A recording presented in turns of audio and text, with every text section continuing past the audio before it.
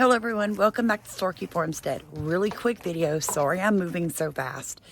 My husband just informed me it is going to get below freezing tonight. So there are a few things that I need to do real quick to prep our animals for this cold front coming in. So in previous videos, I've talked to you guys about using a blocker, a tarp, a wood fence, literally whatever, a piece of metal, cardboard, whatever you can get your hands on. If you can block the north wind, you'll keep your chickens from freezing, okay? The next thing, this is all you need. Black oil sunflower seeds. They're so high in oil. They're so rich, so good, such a good source of fiber. It's gonna help your chickens and your rabbits raise their body temperatures before they roost or nest through this cold weather tonight. Now, I don't use heat lamps because I almost burned my barn down last year. So we don't use them. So our ladies have to work it out another way. And one way for me to do that, it's only about 4:30. You see it's already starting to get dark, which means they're gonna wanna roost within the next hour to trap their body heat under their feathers against their skin. So I wanna get this into them right now. Now, you never want to really overfeed black oil sunflower seeds. This is something that I try to use only around the time that I know it's going to freeze at night, okay? Only in the evenings. Like I said, it's just to help them get their body temperatures up. Now, the next thing we're going to do, we're going to get the rabbits taken care of. You do not want to overfeed your rabbits. So it's about a tablespoon per rabbit. That's it.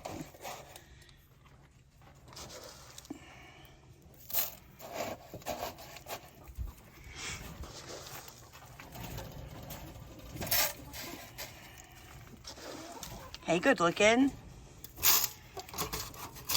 Or if you like me, a handful, it's about the palm of my hand. You just put it in every one of their feeders, you guys. Okay? You're just gonna add enough fat and oil to help them stay warm through the night. And if they're pregnant, they're gonna love you for these black oil sunflower seeds. So many people feed all of their animals constantly on a dry pellet. You guys, when they're baking those pellets, when they're making them, they're baking out all the oils, all right? They're baking out all the nutrition, which means that your animals, your livestock, are growing up as if you were only feeding your children processed foods. Like if you never gave your kids fresh fruits and vegetables, home-cooked meals, you just opened up a box or a bag or a can and fed them their entire life. That's what bagged feed is equivalent to for your livestock as well as your personal pets. And I've noticed that our raw food feeding video has really popped off and I'm excited. Hey, hey! So what you've got there, you guys, a 3-year-old German Shepherd and a fixed puppy. Look at me. Hey, shh, come. Look at Mama. Sit. Sit. Good sit. Down. Good down. Leave him be, Samson. All right, go play. Hammer, when I said go play, it wasn't to like irritate the puppy again. Come here, Sammy. Come on, Mama. Come on. Let's get brother. Go on, Hammer. Go on. Go on, Hammer. So yeah, I have some big power dogs here. Samson's not even a year old yet. Hammer's 3.5. He is fixed, but he wasn't fixed until he was 18 months old. Sammy's not fixed yet, and he's going through hormones, and Hammer can smell it. And they have not drawn blood, but they will make each other yelp, and they get a little spunky. Hammer especially is the instigator. I think part of it's jealousy. And like I said, his brother's going through puberty. So, you know, if you're going to have big dogs and a lot of them, make sure you got enough space. Good boy. First off, guys, training's everything. But back to what I was trying to tell y'all. Feed them right. They do get some bagged feed. I mean, that's a lot of dog there. That's 200 pounds of dog you're looking at.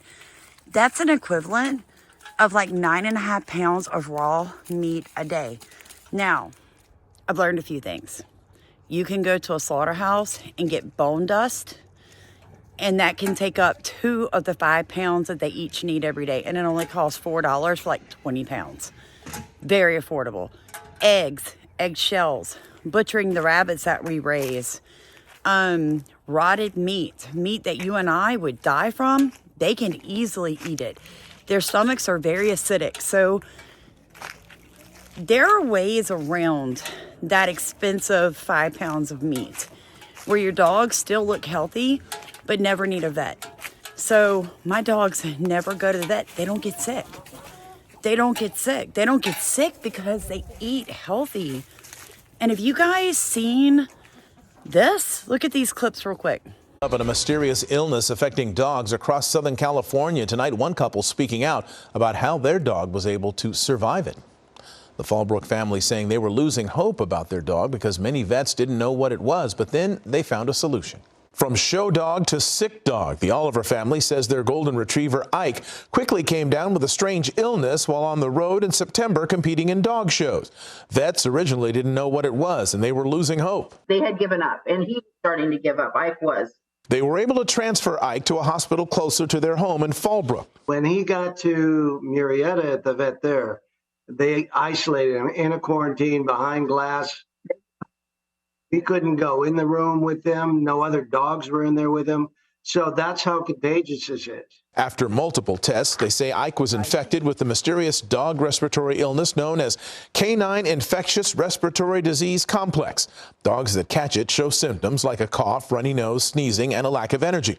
The LA County Public Health Department says it's already learned of 10 cases in less than a week, and those are just the cases that have been reported. Just in one clinic that I was at last week, we had 3 separate cases of young dogs getting very sick, progressively worse, and they ended up having to be euthanized, unfortunately. But in Ike's case, they found a solution.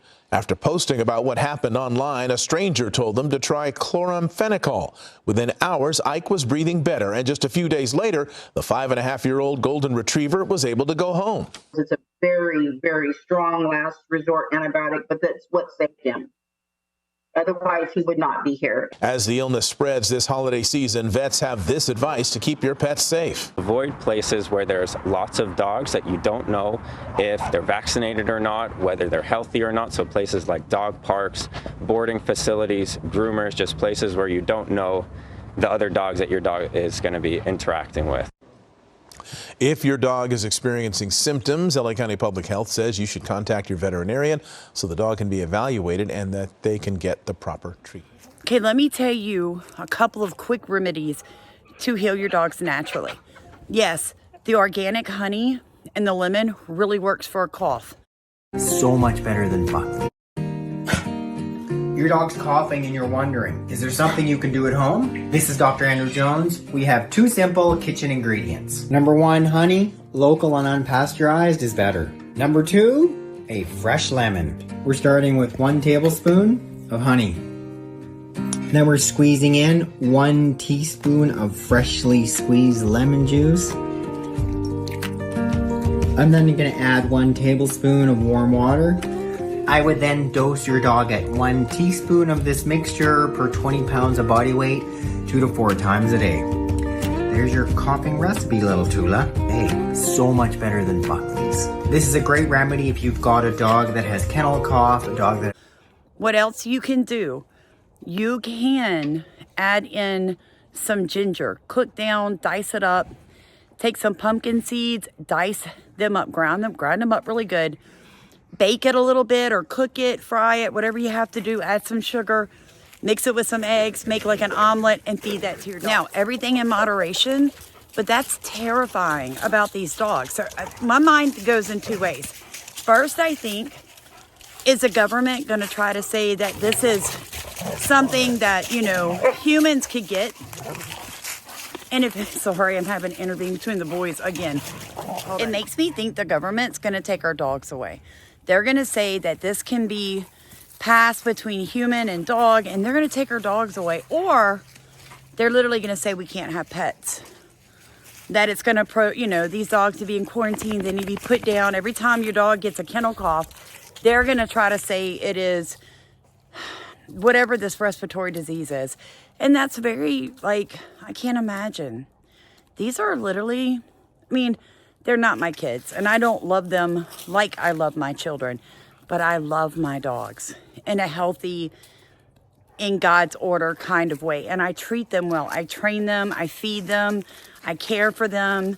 And I can't imagine anyone trying to say, oh, you know, we got to put these dogs and your dog has a cough.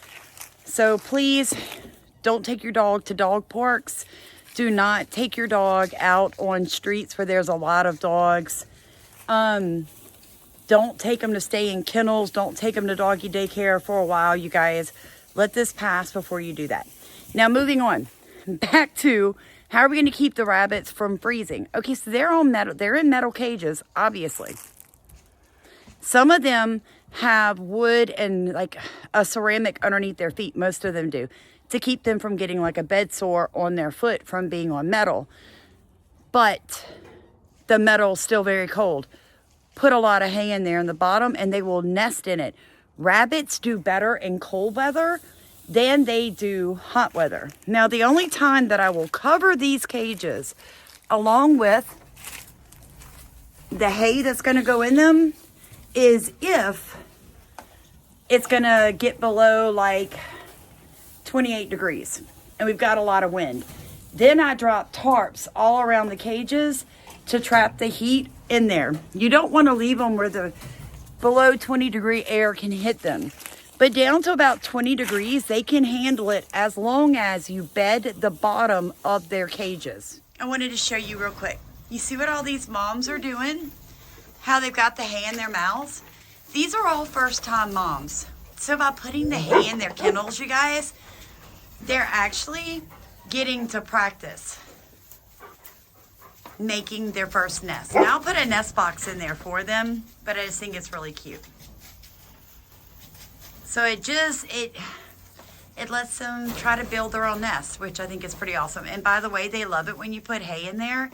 You'll notice that they'll start jumping around and playing, and the reason is it protects their feet from the bottom, you know, from the metal. And they like it. It feels more natural. What if you don't have hay and you need to bed your rabbits down? Because it's going to get really cold. You didn't know that you should put hay. What else can you use? Comfrey, all right? You can pick comfrey leaves or any type of foliage that is safe for them, like comfrey leaves, corn stalks. The leaves on the corn stalks, if you have some that you've been drying for whatever reason, those are safe to bed down in the bottom of their pens. You guys, you can also use leaves, and I'm going to show you right now how to do it. Because the one thing I want you guys to take from watching these videos is a skill called problem solving. You don't have to do it like me. You don't. But you do need to protect the bottoms of their feet and how cold it's going to get in that cage, okay? Now, this is my good-looking buck. Back up, Doodle. He's got some comfrey leaves, and he's got some leaves. Now, let me tell you what he's going to do. He's going to eat on the leaves. It's okay. It's what they would have done in the wild. It is not going to hurt him. I also threw some comfrey leaves in there. But you see, he's got a little pallet for his feet over here, but it's really not going to keep him warm. So what he's going to do, he's going to kind of munch on his leaves and his comfrey tonight. He's going to lay on top of them. He's going to be warm. Now, I would not use cardboard or anything like that because they're just going to eat them. Hi, beautiful. Look, they flatten it down pretty quick. Look, this is an older, more experienced mom. She's doing the same thing. She's building a nest in the back with the hay that I gave her. As you can tell, you guys, they love it when you bring in bedding. Like I said, they're going to eat it. I mean, they're literally going to spend the rest of the night playing in it, eating it, moving it, but it's not going to hurt them.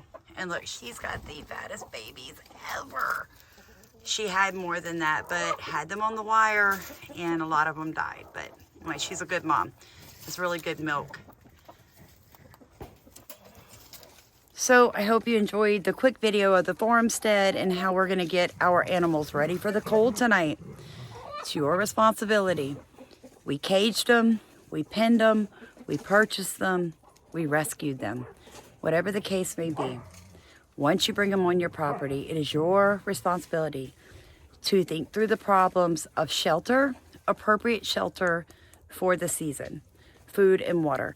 And guys, as prices go up with livestock feed, you're going to have to start trusting yourself. I can't grow my own hay here. So I personally don't want to spend more than 4 square bells a year on the rabbits, which means I supplement with things like leaves, comfrey, whatever I can get in there to keep their bottoms warm only on the nights that drop below freezing. So God bless you. Thank you so much for watching Starkey Farmstead, for rowing in our boat. Let us know how you keep your animals warm, where you're located, and how cold it's already getting where you are now. God bless you. See you tomorrow, guys.